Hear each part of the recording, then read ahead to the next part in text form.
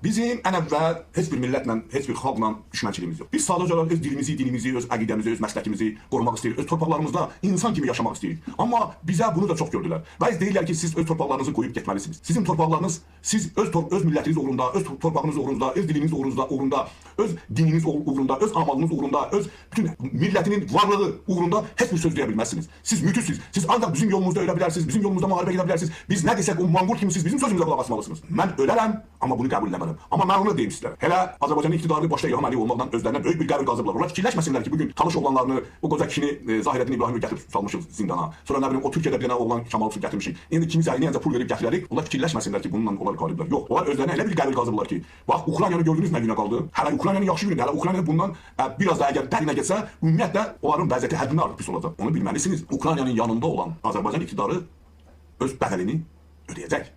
Bunu yadınızda saxlayın. Ona görə siz o qəbri özünüzə qazmısınız.